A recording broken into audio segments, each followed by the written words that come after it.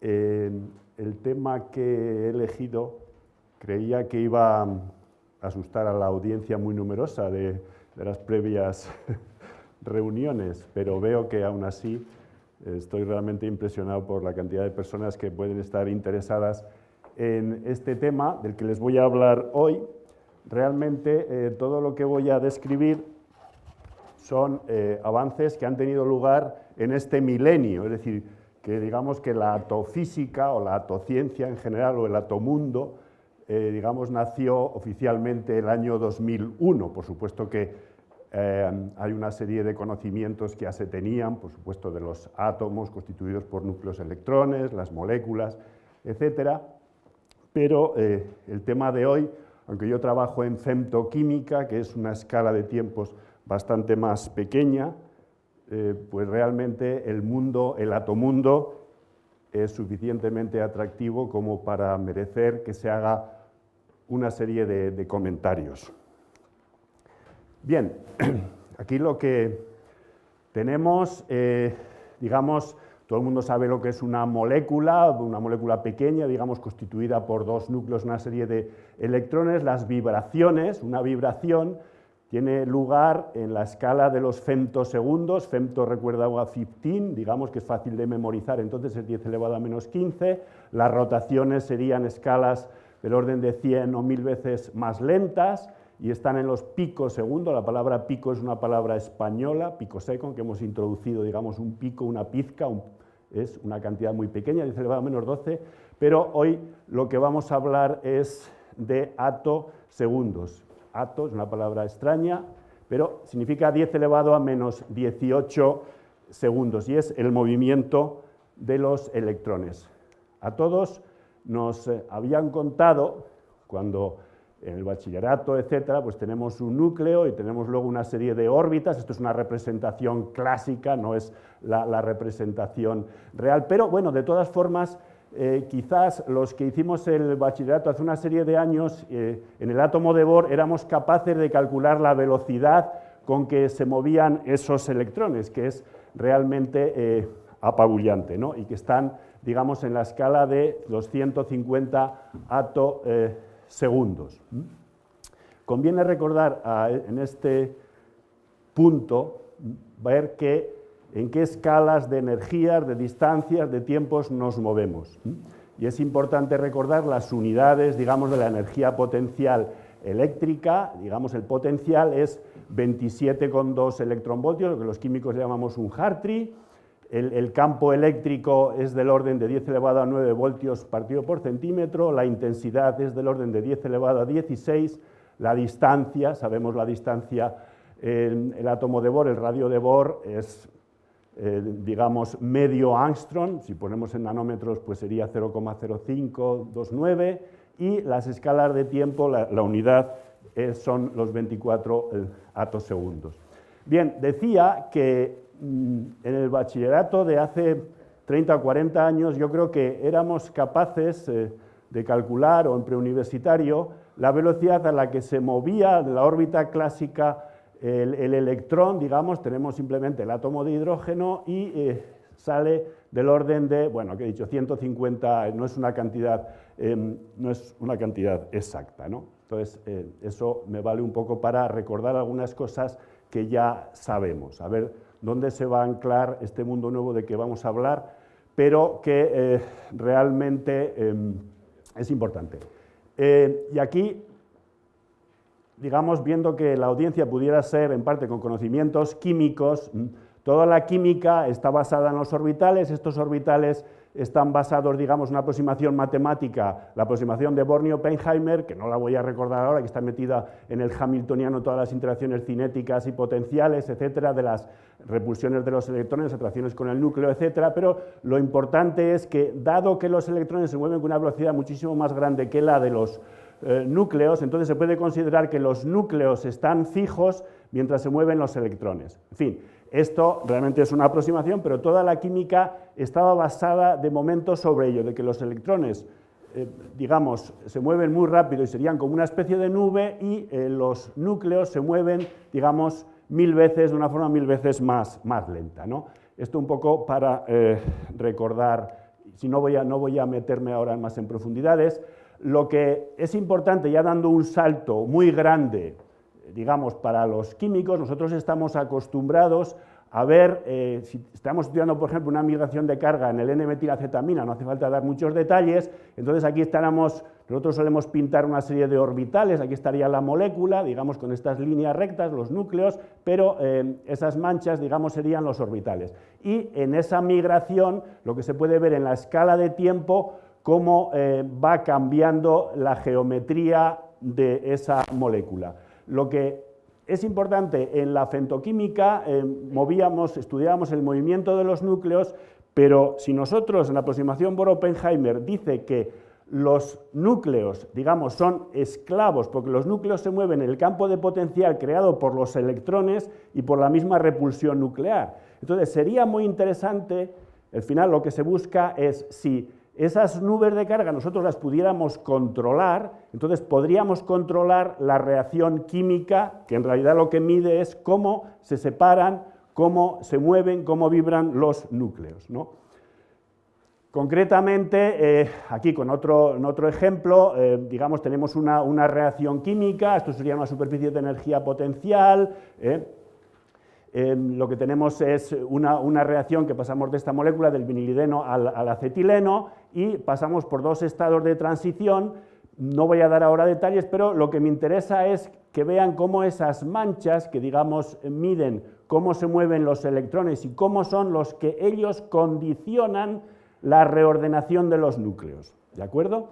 Según la aproximación Bohr-Oppenheimer, realmente eso es lo que ocurre. Los núcleos se mueven en el campo de potencial creado por los electrones y por la misma repulsión nuclear. Bueno, en ese contexto, y también algunos fallos que se ve el concepto de superficie de energía potencial, vienen dados por una serie de cruces diabáticos, por ejemplo, y que hoy día tiene muchísima importancia en fotoquímica, porque por ahí, digamos, es por donde hay una especie de agujero y se puede colar la molécula o los átomos de una superficie a otra. Entonces, digamos, dentro de este contexto, ¿qué es lo que significaría para los químicos todo este nuevo mundo de este nuevo milenio, ¿no?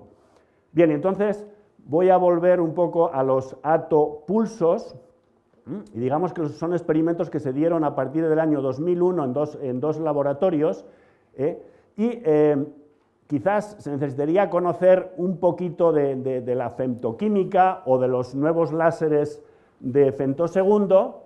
Esto es un pulso de un láser y digamos que aquí una frecuencia, lo que tarda es 10 elevado a menos 15 segundos.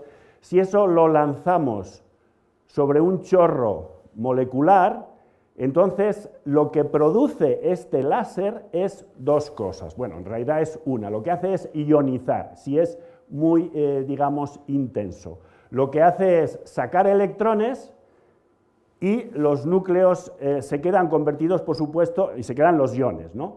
Entonces, ese electrón sale y luego después vuelve sobre el núcleo y choca con él, los electrones chocan con el núcleo y lo que hacen es esa colisión puede ser elástica o inelástica. En el caso de que sea inelástica, o mejor, en el caso de que sea una recombinación total, lo que se da es una producción de energía radiante, pero con un pulso que es muchísimo más corto que el pulso padre, digamos, del láser de femtosegundo. Y entonces ahí lo que tendríamos es un pulso de atosegundo.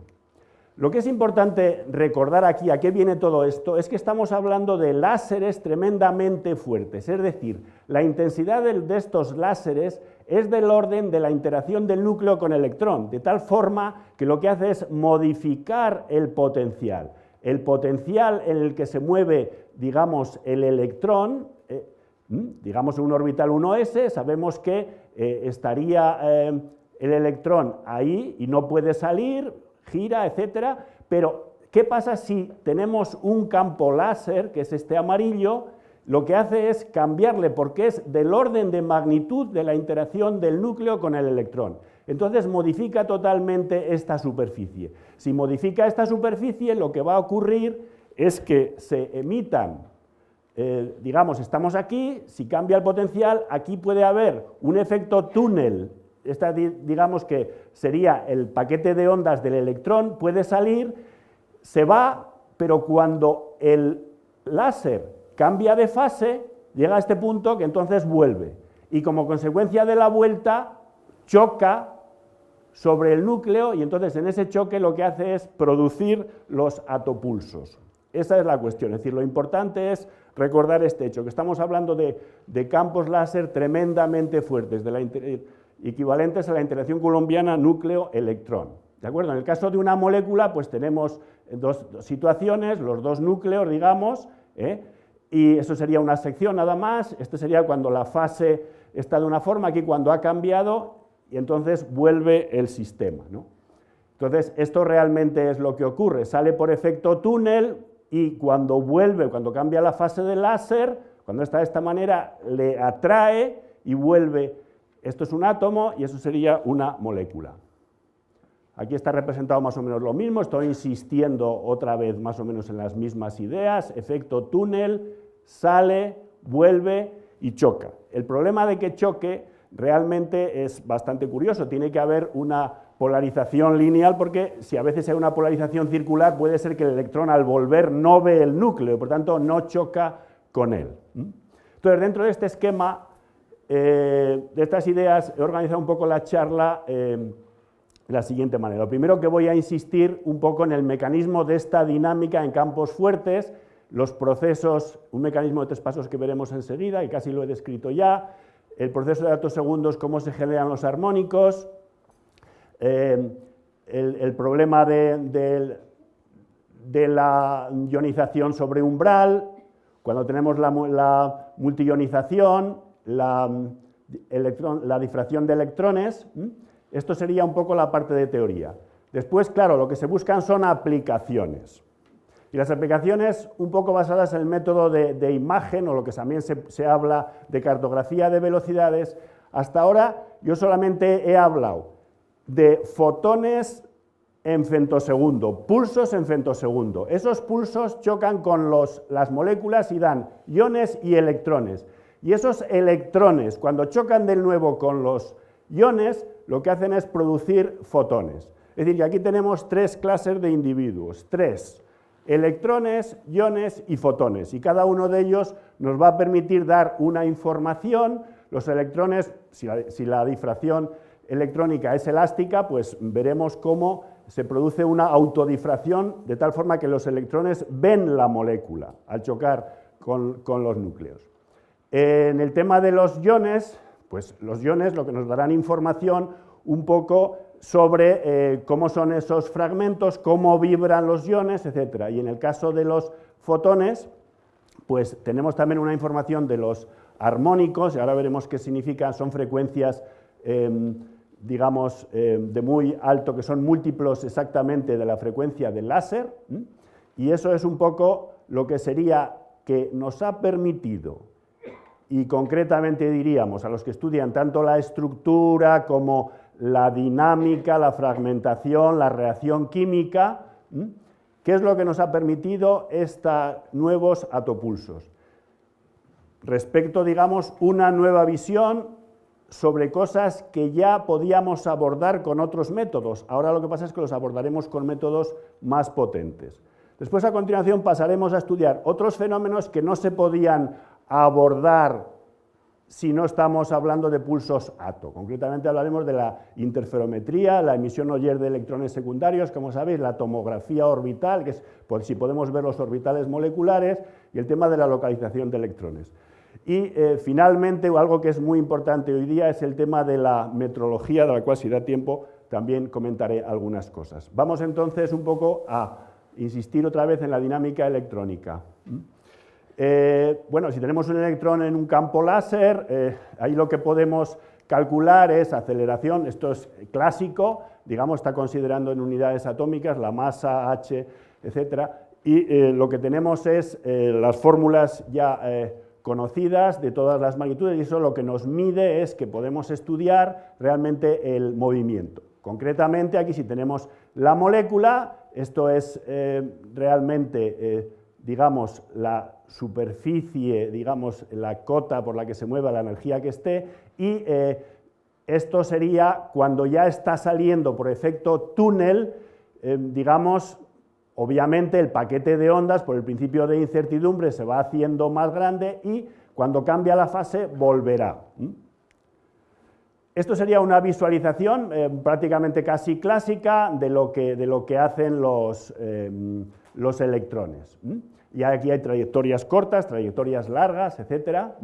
Entonces, aquí concretamente tenemos lo mismo, efecto túnel, la aceleración que se va hacia afuera, luego cuando cambia el campo vuelve y choca, pero aquí, claro, la distancia es esta, es decir, no es que está ahí arriba, está otra vez sobre el núcleo. Y lo que tenemos aquí, distintas trayectorias para distintas condiciones iniciales, hay trayectorias que llamamos cortas, trayectorias largas. Entonces, el mecanismo de 3 pasos es el siguiente. El primer paso es el electrón se tunelea a través de la barrera Coulomb distorsionada, que digamos que estaría ahí. Después, a continuación, el electrón es acelerado de acuerdo con las ecuaciones del campo y después, digamos que volverá. Y al volver, se recombina, o más que recombina, recolisiona. Y podemos distinguir, la recolisión puede acabar en recombinación o no. La colisión puede ser elástica, inelástica o, digamos, reactiva en el sentido de que el electrón es atrapado por el ion y otra vez vuelve a la molécula, ¿no? Entonces, aquí realmente sale el electrón, este es el campo láser, y choca con el núcleo y aquí produce, digamos, hay una probabilidad de transición, sabemos que la probabilidad, tenemos que calcular el momento dipolar de la transición y por supuesto se producirá una emisión de energía radiante en esta escala que estamos hablando. Y este proceso es continuado y entonces lo que se tiene es un tren de pulsos. Bien, el modelo de 3 pasos entonces es recombinación, del efecto túnel, la aceleración aquí y después la vuelta, ¿no? Entonces, estoy insistiendo otra vez sobre las mismas ideas. Pero claro, los procesos que ocurren no son solamente eso, sino que puede haber, aparte de la colisión elástica electrón-núcleo que dará lugar a la difracción electrónica, hay 2 procesos, digamos, de recolisión que son precisamente, aquí lo que se produce es una absorción, es decir, sale el electrón, vuelve, choca y vuelve a salir el electrón y este simplemente es el espectro de fotoelectrón, o sea, la espectroscopía de fotoelectrón, que es una espectroscopía de absorción. Lo mismo aquí en este otro proceso sale, aquí lo que ocurre es que puede salir un nuevo electrón, y estamos en procesos, cada flechita de estas, lo que significa, estos son procesos no lineales, es un H-omega, es decir, es una absorción multifotónica. Estos 2 procesos son absorción, o sea, el proceso entonces es recolisión inelástica. Aquí, sin embargo, en lo que se llama generación de altos armónicos, High Harmonic Generation, aquí lo que realmente es, sale el electrón, vuelve a chocar y aquí lo que sale es radiación.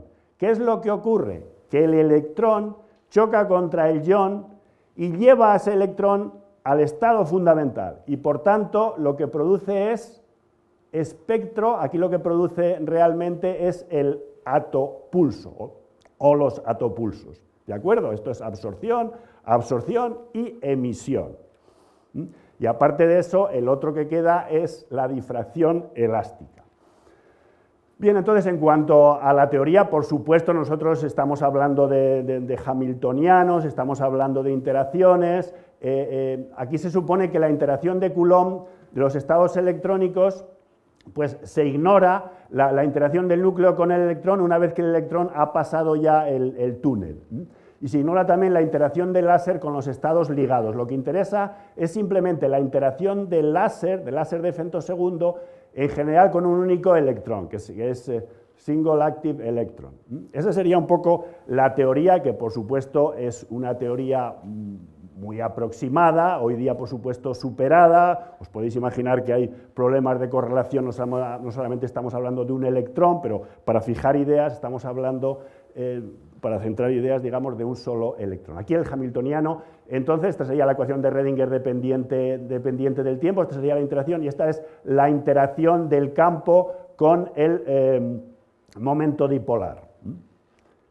Bien, entonces, la teoría, lo que nos da tanto su aproximación semiclásica, como también se puede hacer cuántica, pero ahí estaríamos hablando de estados Volkov, donde tendríamos que meter estados de la luz, etcétera.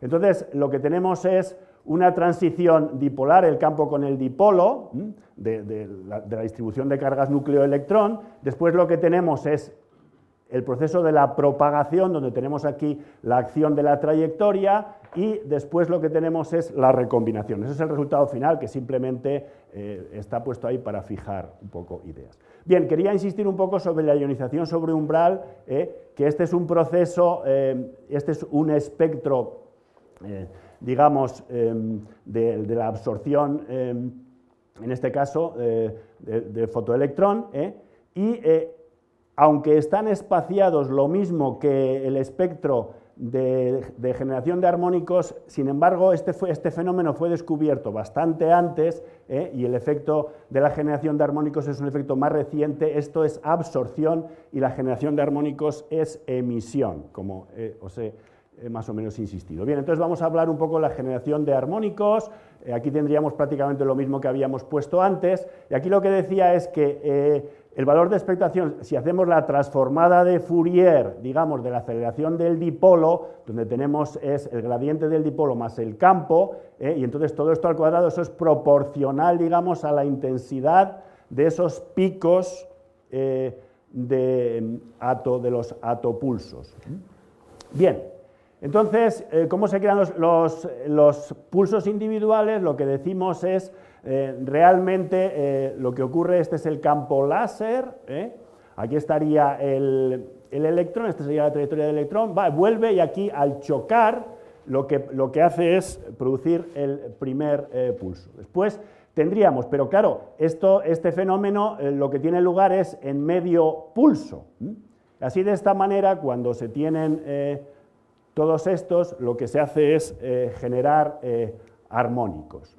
Entonces, lo que sí es importante recordar es que cada periodo partido por 2, si hacemos otra transformada de Fourier, en el espectro de frecuencias de los atopulsos, lo que se tendrá realmente son unas frecuencias separadas de 2 en 2. Entonces, si comenzamos con el primero, pues entonces los atopulsos en realidad lo que producen es armónicos impares. Son el 1, el 3, el 5 y así hasta 150, incluso hasta 300. Esto es, en el caso de átomos, hay una fórmula que nos dice que la energía, el H omega, digamos, de cada uno de estos armónicos cada vez más altos, estos son fenómenos no lineales, como decía, entonces tiene una parte donde puede valer la teoría de perturbación, un plató, una meseta, y luego después una caída. Y los electrones pueden volver, el IP es el potencial de ionización, y a eso hay que sumarle 3,17 veces, este es un dato experimental, la energía ponderomotriz de cuando el electrón ha salido y luego vuelve disparado sobre el núcleo, ¿no?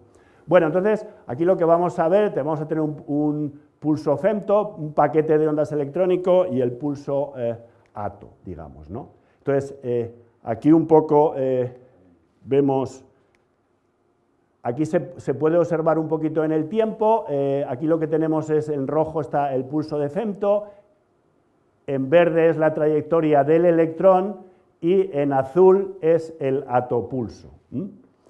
Así es como realmente está tratando de imitar un poco el delay que hay, el retardo que hay en el tiempo. Bien, un tema muy importante es que hay muchas maneras de generar atopulsos, pero el problema es estabilizarlos, y la forma más elegante hoy día de estabilizarlos es que hay que coger realmente aquellos pulsos donde la fase envolvente del pulso, digamos, la fase absoluta sea cero, es decir, que tengamos una expresión tipo coseno. Es ahí lo que está en el punto más alto, es el campo por el coseno, digamos, del ángulo. Entonces, en ese momento, al chocar con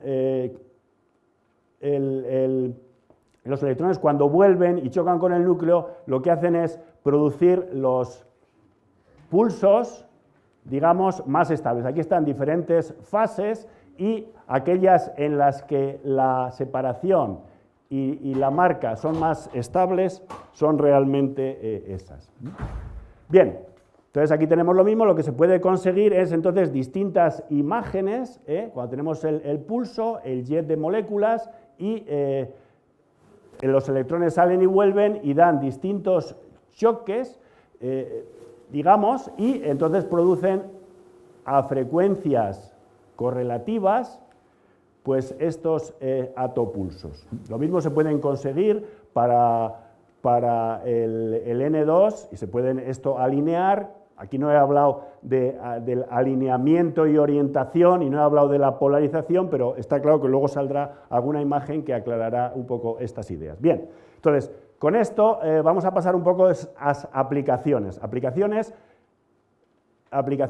sobre campos que ya antes los químicos habían abordado, por ejemplo, por femtoquímica, pero que ahora este nuevo campo nos permite ir un poco más allá. Como veis, los tiempos siguen manteniéndose todos, digamos, en este milenio, ¿no? Entonces, la difracción electrónica inducida por láser, la distribución del momento del electrón o del impulso del electrón extraído da información sobre el orbital HOMO, es decir, sobre el más altamente ocupado orbital molecular, ¿no? Y luego la difracción elástica da información sobre la estructura de la molécula. Aquí lo que vemos es realmente, tenemos una molécula, si sale el electrón, aquí estamos que está alineado, y entonces sale el electrón y al volver pues puede ver, si recordamos un poco las fórmulas de interferencia que estudiábamos, cuando coincidía número par o impar de semilongitudes de onda, etcétera, pues entonces podemos obtener una imagen de cómo es la molécula.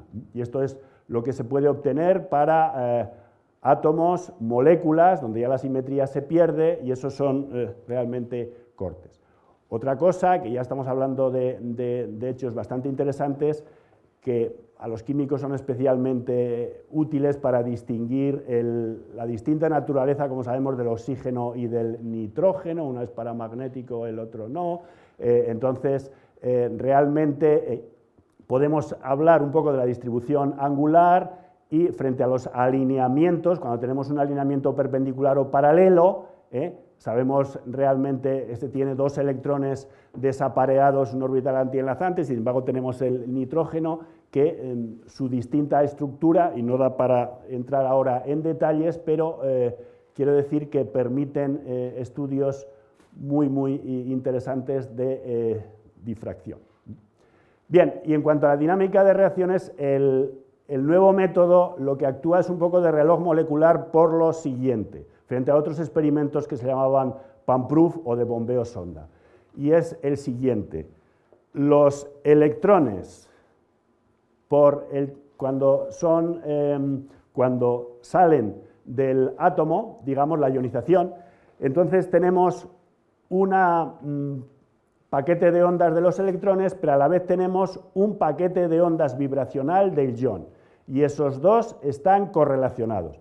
Entonces, lo que se puede seguir es la energía cinética de los iones, o bien se puede seguir, digamos, la generación de armónicos, que estará relacionada con la fase del paquete de ondas del electrón. Entonces, estos experimentos de reloj molecular son de distinta naturaleza respecto a los que había en femtoquímica. Entonces, concretamente, aquí, cuando nosotros, por ejemplo, hemos excitado con un láser, tenemos la molécula de hidrógeno en el estado fundamental, excitamos y sube a este nivel, y entonces le quitamos un electrón, y al quitarle el electrón se transforma en el H2+. Por supuesto, el mínimo está desplazado respecto a cómo está aquí, y entonces aquí comienza a vibrar. Pero claro, vibrará hasta que viene el electrón y choca con él. Viene el electrón, choca con él y entonces le pilla en un momento dado. En un momento dado específico, por colisión ha subido ahí y entonces la energía cinética que tiene es esa. Si le pilla en otra fase distinta, puede subir a otro nivel o a otro punto distinto. Entonces, eso, digamos, es una medida de cómo está correlacionado el paquete de ondas vibracional con el movimiento del electrón. Aquí lo que tenemos es una estructura temporal en la recolisión que aparece en distintos picos, y esto se produce según aquí hay dos láseres de un pulso de 40 femtosegundos o de 8, y entonces realmente es hasta que vuelve, primer choque, el segundo, cada medio ciclo, etcétera, y eso da lugar a todos estos picos. En definitiva, aquí prácticamente sería, los paquetes de onda vibracional y electrónico están correlacionados. Aquí tenemos la molécula John de deuterio, y tenemos exactamente lo mismo, y lo que tenemos es que podremos medir la energía cinética. Una cuestión interesante es, digamos, la polarización. Si es una polarización lineal, todo esto que está aquí a la derecha representa, digamos, cómo se desparrama la nube del electrón. Si estamos en una polarización lineal, pues volverá, pero si es una polarización elíptica, el electrón, como veis, se va para ahí arriba y tiene posibilidades de no volver a chocar con la molécula. Eso es una cuestión que interesa también recordar. Bueno, entonces, volviendo otra vez al mismo gráfico, aquí nosotros, esta fase de vibración de este ion, es una molécula, el D2+, está vibrando, pero como a diferentes situaciones, en diferentes tiempos, puede sufrir la colisión con el electrón, entonces esta barra puede ser que haya caído ahí o que sea más baja. Entonces, digamos que lo que tenemos es, frente al tiempo, una distribución de la energía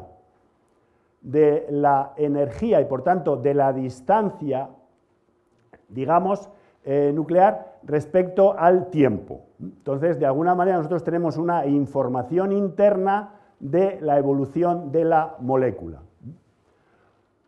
Otra cuestión distinto es, ahora lo que vamos a seguir realmente no van a ser el movimiento ni los paquetes de onda vibracionales, sino que lo que vamos a ver son los armónicos. Y aquí tenemos, por ejemplo, 3 trayectorias, la molécula, hasta que vuelve a chocar, y entonces generan armónicos. Y los armónicos que generan serían este rojo, este verde y este azul. Entonces, claro, ¿qué es lo que ocurre? Estas trayectorias, según la longitud de la trayectoria, chocan o encuentran a la molécula que está vibrando en diferente fase de vibración. Como la encuentran en diferente fase de vibración, y concretamente la molécula, por ejemplo, aquí está representado cómo varía la distancia en el hidrógeno frente al deuterio, pues entonces el solapamiento del estado vibracional alto con el estado vibracional fundamental, que es el que se produce en la emisión de los atopulsos, entonces es más pequeño el solapamiento en el caso del hidrógeno, que es el de abajo, que en el del deuterio, y por tanto se ve mejor, digamos, 1, 2, 3, aquí se ven hasta 6 armónicos, y en la molécula de abajo, y en el caso de abajo el hidrógeno solamente veíamos 5. Lo mismo se puede estudiarlo en el caso del CH4 y CD4 para distinguir entre los dos.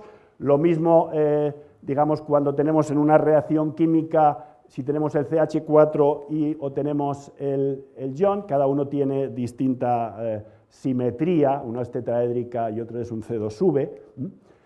Y lo mismo aquí, se permiten estudiar las diferentes fases. En el caso del acetileno, se pueden estudiar también, dependiendo del ángulo de alineación, pues la intensidad y la frecuencia y la calidad de esos armónicos. Es decir, que de los métodos que teníamos para observar el comportamiento de las moléculas, un caso muy corriente era lo que se hacía en femtoquímica, es primero se excita, luego se deja que evolucione un tiempo y después Primero se bombea y luego se sondea, y luego de ahí se puede medir eso. Aquí, digamos, no hay tiempo suficiente para obtener 2 atopulsos con energía suficiente para proceder y hacer experimentos de bombeo y prueba. No hay experimentos todavía a día de hoy de bombeo y prueba con atopulsos, sí con femtopulsos, digamos, ¿no?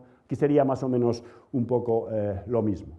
Bien, entonces vamos a hablar un poco, hasta ahora en el apartado anterior os había comentado cómo se puede dar una nueva visión más detallada de cosas que por otra parte ya conocíamos los químicos por femtoquímica, de cómo evoluciona la fase de vibración y cómo se puede detectar incluso el estado de transición, que era una entidad que parecía que se resistía al análisis, pero que, como sabéis, en el año 1987, en los experimentos que hizo el profesor Zebail en Caltech, que eso determinó que le dieran el premio Nobel en el año 1999, pues eso determinó realmente que esa entidad química, que es el estado de transición, pues es una entidad real y no solo una entelequia. Pero aquí, como os decía, estamos un poco en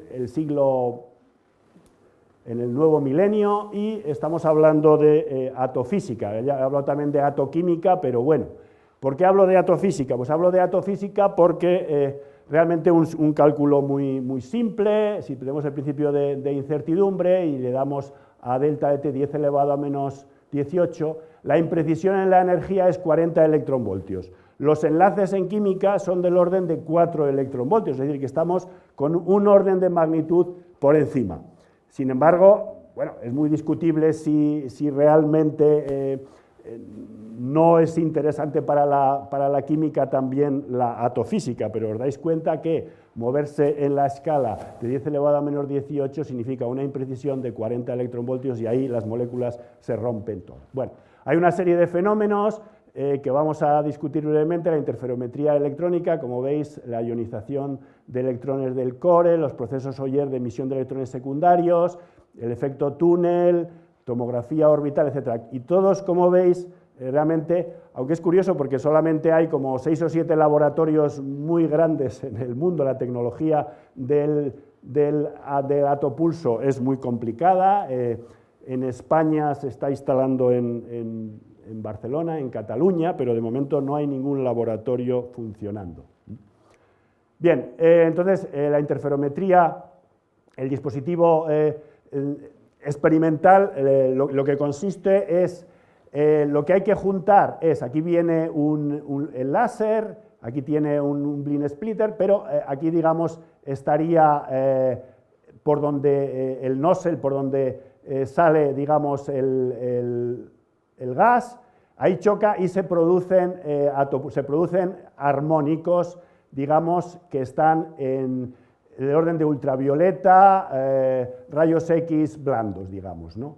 Y entonces van los dos de tal forma que hay una interferencia de dos procesos.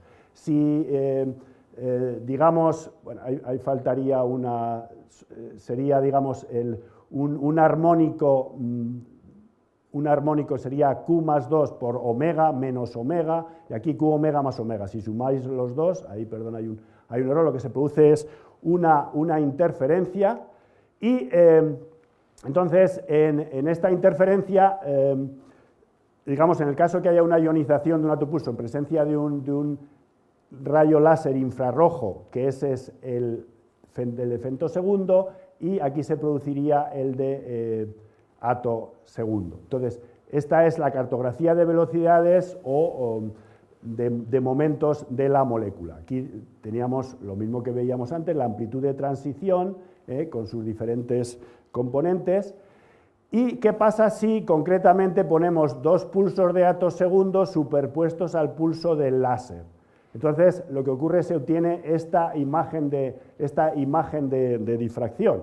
Aquí realmente estaría calculada la amplitud y esa sería un poco la diferencia de fase, y no vamos a entrar en más detalles. Aquí concretamente en esta figura lo que tendríamos es lo que hace un atopulso. Aquí concretamente sería, digamos, el atopulso, pero que está cuando el láser pasa por cero. Aquí estamos, digamos que la contribución es la carga por A, que digamos que sería el potencial vector, y lo que desplaza, digamos, la nube o la imagen de interferencia, concretamente el momento del electrón lo desplaza hacia arriba. Aquí, ¿qué pasa? Por ejemplo, en situaciones como esta, si la contraponemos esta a esta otra situación, aquí digamos que los dos atopulsos están cuando el campo láser se hace cero, aquí sin embargo está en el mínimo y en el máximo, y eso es lo que produce esas imágenes de interferencia, ¿de acuerdo? O sea que aquí son todo distribución de momentos y lo que hay es una dependencia concretamente de las fases, o sea, o del retardo que haya o de la frecuencia de los atopulsos con el pulso láser. Bien, si pasamos un poco a los fenómenos, al fenómeno Oyer, que todos concretamente conocéis, y vamos a, quizás con esta imagen, la otra es un poco más complicada. Lo que tenemos es, cuando tenemos una emisión, digamos, de un electrón interno por una absorción y sale fuera o bien este electrón o bien este otro, entonces deja aquí un hueco. Este hueco obviamente lo que va a ser es ocupado por otro electrón que irá hacia abajo, pero entonces ya hay energía en exceso y tiene que salir este electrón.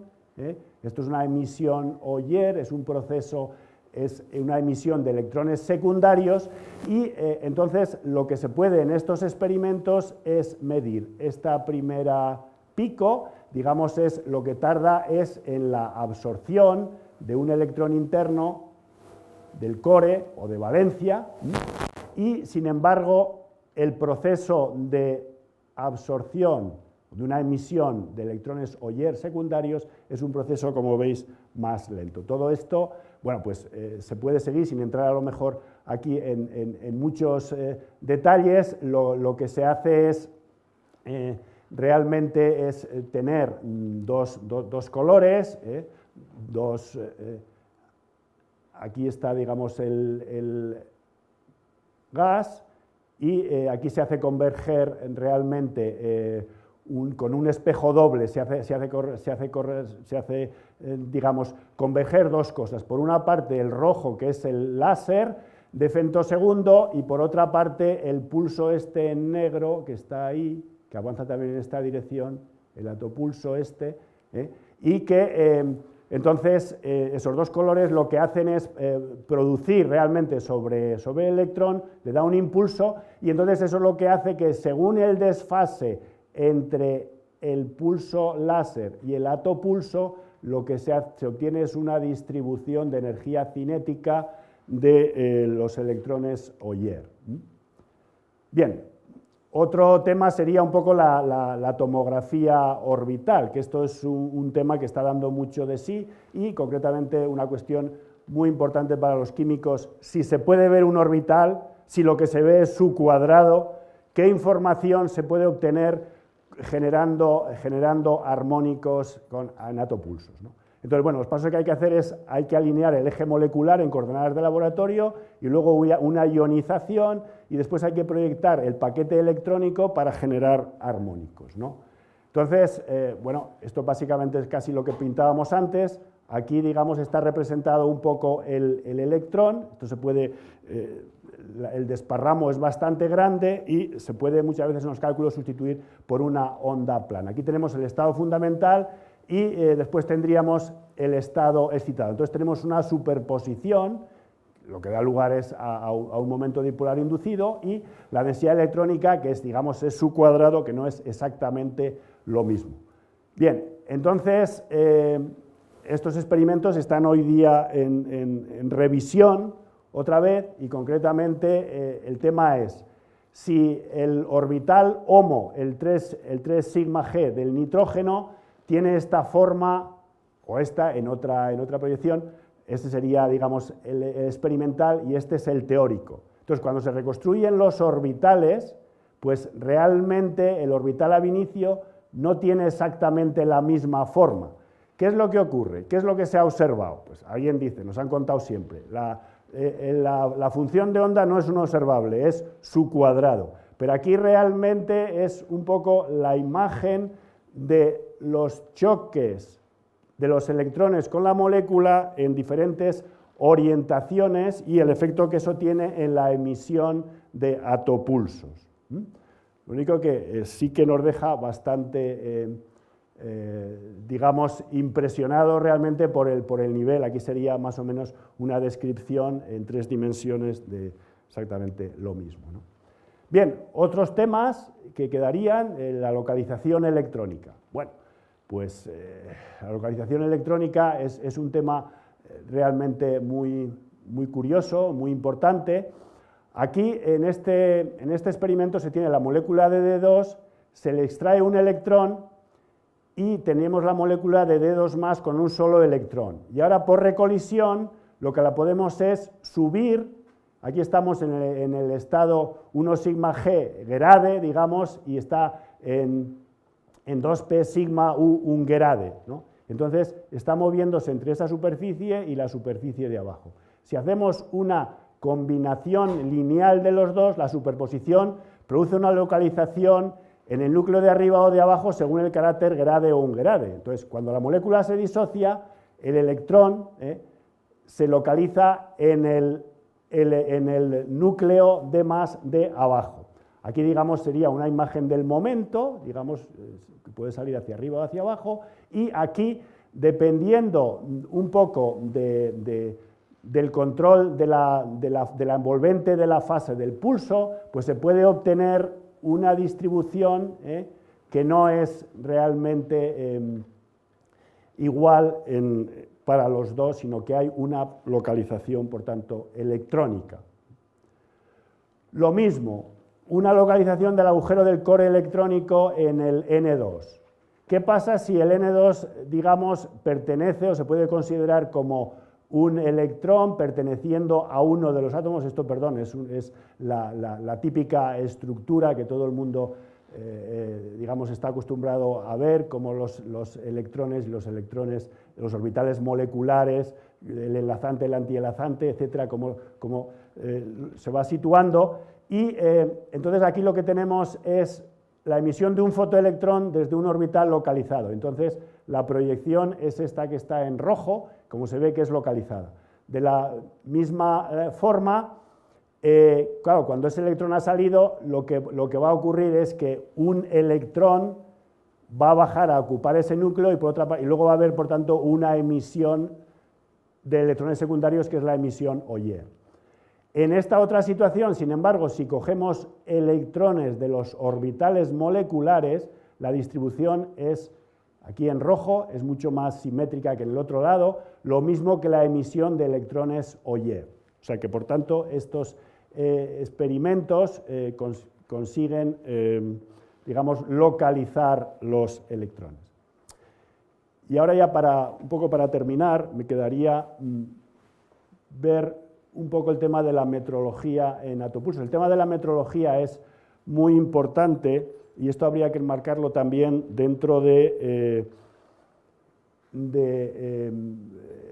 digamos, el premio Nobel que dieron en el año 2005 a los señores Hall y Theo Hansch por el tema del peine de frecuencias en espectroscopía, que hace que se tenga hoy día una medida absoluta de la fase de la luz. Y eso realmente ha dado, digamos, resultados muy valiosos, y algunos de estos experimentos, curiosamente, se han hecho en Múnich, donde han confluido Ferenc Krauss, que es uno de los grupos, de los 2 grupos más importantes del mundo. Uno está en Múnich, digamos, y otro está en Canadá, Ferenc Krauss, y en Canadá está Paul Corkum. Y esto realmente ha tenido aplicación en el tema de la metrología de atopulsos, porque se está trabajando mucho en esto, porque el tema es que no se dispone todavía de fuentes estables y suficientemente intensas de atopulsos para poder hacer experimentos de sondeo y prueba de PAM-PRU. Entonces, bueno, Aquí el dispositivo es un dispositivo más o menos, tenemos un láser y aquí chocará con el gas, pero aquí vamos a tener un segundo gas, es decir, que lo que vamos a hacer es lanzar los dos, el femtopulso y el atopulso, el femtopulso que está en el infrarrojo y el atopulso que está en el ultravioleta lejano o en el rayos X blando, y lanzar sobre unas moléculas en este caso son átomos de kripton, para lograr realmente medir un poco la naturaleza y determinar de estos atopulsos. Bien, aquí es lo que tenemos, o sea, decía que aquí estaría el kripton, los átomos de kripton, y sale, este es el atopulso, y este otro en azul claro o gris, ese sería el atopulso de rayos X, ¿de acuerdo? Y entonces, la cronoscopía óptico-electrónica, que significa conocer la estructura óptica de los pulsos ATO, digamos, lo que se hace es obteniendo una réplica de fotoelectrones, obteniendo una réplica de estos fotoelectrones, es decir, que aquí realmente va a ser, al final, lo que vamos a determinar es cómo impactan sobre esta pantalla, cuando vienen aquí, entonces por un campo, finalmente después, y lo que se obtiene es una distribución, digamos, espacial de una distribución temporal. Bien, entonces el funcionamiento de una street cámara de estas es primero la superposición del femto con el ato. Después, el pulso ato ioniza, como veíamos, los átomos, esa sería la segunda ionización. La primera ionización era la que había dado lugar a estos ato. Ahora, estos ato ionizan a otros átomos, en este caso de kripton. Y estos fotoelectrones serán deflectados asimétricamente por el pulso femto, y después el detector va a resolver espacialmente la asimetría asociada al atopulso, a la duración del atopulso. O sea, que es realmente, como decía, la idea es obtener una réplica de fotoelectrones de los atopulsos. Eso es lo que hace una street cámara, porque no hay nada más veloz que la luz. Entonces, realmente lo que hay que hacer es ver esa imagen, lograr plasmarla y trabajar sobre la réplica de fotoelectrones para tener un poco la naturaleza de los... Bien, entonces, aquí esto me da un poco de pie para recordar un poco la idea del peine de frecuencias y de la estabilidad de la fase. Bien, aquí tenemos la idea, tenemos un láser con los dos espejos, medio de ganancia, y aquí lo que tenemos, nos habían contado ya desde pequeñitos, que caben todas las frecuencias que tenga un número impar de semilongitudes de un número entero de semilongitudes de onda. Entonces aquí, por ejemplo, si tenemos una serie de estados o de modos de la cavidad, que serían todos estos, que es cada uno de estos, este es el rojo, este es el verde, este es el azul, etcétera. Si lo sumamos y miramos aquí, esto es lo que les hacemos a los chavales de primero, o cuando en óptica les cuentas cosas sencillas, entonces en definitiva lo que se obtienen son los distintos pulsos, ¿de acuerdo? Y así es como se obtiene el láser de femtosegundo, hasta ese nivel, pero los de atopulso son cosas distintas. Bueno, entonces se puede conseguir lo que se llama la metrología del peine de frecuencias. Uno no se puede montar sobre la luz e ir más rápido que la luz para ver que pase la luz y la controlas. Tú vas montado sobre ella. Entonces, realmente lo que tienes que hacer es realmente una serie de pulsos en el dominio de frecuencias, en el dominio del tiempo pasas al dominio de frecuencias con una transformada de Fourier, pero lo que obtienes es realmente, digamos, ahí hay un desfase, aquí sí que está, estos son los pulsos ideales, donde la envolvente, digamos, tiene fase cero, ahí la envolvente tiene una diferencia de fase, lo mismo que ahí. Entonces, lo que se trata es de estabilizar los pulsos, porque aquí la velocidad de fase, que es la que va girando, no es la misma que la velocidad del grupo, ¿de acuerdo? Entonces, realmente lo que se obtiene es La variación de frecuencia absoluta está relacionada con delta, que sería esta frecuencia residual, y se obtiene de esta fórmula. Entonces, por medidas heterodinas, etcétera, o sea, lo que se puede hacer es estabilizar los pulsos de esa manera y conseguir realmente una correspondencia de atopulsos con espectros de fotoelectrón. Aquí concretamente, si este sería la envolvente del pulso, la fase 0, ahí estamos en el coseno, digamos, aquí estaríamos en pi medios, en el seno. Entonces, a cada uno corresponde una imagen distinta de los espectros de fotoelectrón que nos aparecerían en la imagen de la pantalla. Entonces, de esta manera se podría calcular y estudiar cuál es la forma y medir exactamente la estructura de los atopulsos. Bien, aquí más o menos es un poco la misma idea, es lo que os decía antes. O sea, aquí lo curioso del caso es que, bueno, la luz va en esta dirección, pero el campo, digamos, es transversal, y ese es el efecto que produce, ¿no? Y el impulso, por tanto, es, digamos, no es, digamos, el impulso canónico no es el impulso cinético, que eso es una cuestión que cuando uno está trabajando en electrodinámica, pues es lo primero que le cuentan, que tiene que introducir ahí el potencial vector, etc. Entonces, de esa manera, lo que se puede obtener es una distribución de la energía cinética también de los electrones. Bien, un poco ya por acabar y leer quizás un poquito despacio y agradeceros vuestra paciencia.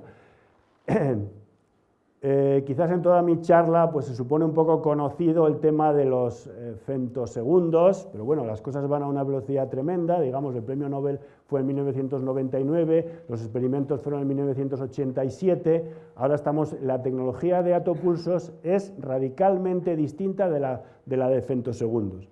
En la de femtosegundos, digamos, era obtener esos pulsos que habíamos hablado, los modos de cavidad, etcétera, y se podía. Aquí, sin embargo, realmente en atosegundos lo que tenemos es la emisión de radiación, está relacionada con las colisiones de electrones, y además están en coherencia mutua, y entonces, digamos, eso va a ofrecer nuevas oportunidades, como hemos visto, tanto en la escala temporal, como en la escala espacial, como en la escala temporal. Eso es algo nuevo. Sí que hay que decir que todavía el campo es muy nuevo, no se han realizado experimentos de sondeo y prueba como son hoy día todos los que se hacen digamos, en química física, en dinámica molecular de reacciones químicas, se aplica a fase gas, que es lo que yo os he hablado, básicamente, pero también a fase líquida, a fase sólida, ya se dispara la femtoquímica al ADN, a las superficies, a lo que queráis. Pero realmente todavía para la atofísica aún quedarían conseguir una fuente estable de atopulsos con suficiente intensidad, reproducibilidad, etc. Os he hablado un poco de los experimentos estos de reloj molecular, que es aplicar una nueva técnica a la dinámica molecular que lleva ya muchos años, más de 40 o 50 años, que se refiere simplemente para los químicos lo que es importante es cómo vibran, cómo rotan, cómo se rompen las moléculas, por lo tanto, cómo se separan los núcleos. Aquí, digamos que nos permite una visión nueva de eso, pero lo importante también es la dinámica electrónica, fenómenos que no se podían abordar por femtoquímica de ninguna manera. La emisión de electrones secundarios Oyer, la interferometría, la tomografía de orbitales, la localización de orbitales, la localización, perdón, de electrones. Y lo que es importante también es, se habla hoy día ya de tecnología de la cronoscopía óptico-electrónica o la electrónica de ondas de luz, puesto que la interacción del electrón con la fase del campo, lo que es importante es que la fase de la envolvente del pulso proporcionaría el reloj, un reloj absoluto de atosegundos, si creemos digamos, el premio Nobel de 2005 dado a los físicos, como he dicho, John Hall americano y Theo Hansch, que por cierto también está, como os decía, en Múnich. Entonces, esto, resumiendo, pues es el nuevo tercer milenio que un poco nos espera a los que nos divertimos todavía hablando de, os he hablado de núcleos que vibran, electrones y fotones. Núcleos, electrones y fotones. Y con esas tres realidades mezclándolas, el tiempo, la dinámica, el campo eléctrico, no he hablado para nada de la relatividad, sí que estamos en una espectroscopía altamente no lineal, estamos hablando de campos muy fuertes, todavía a la teoría le falta mucho por hacer, pero la química va a ser modificada sin duda por esto, porque la aproximación Bohr-Oppenheimer tiene ahí sus limitaciones, por supuesto temas como la correlación electrónica, que siempre es una especie de agujero negro en los estudios de Hartree-Fock, etcétera, pues eso realmente, digamos, espera una nueva visión a la luz de todos estos experimentos. Y nada más, muchas gracias.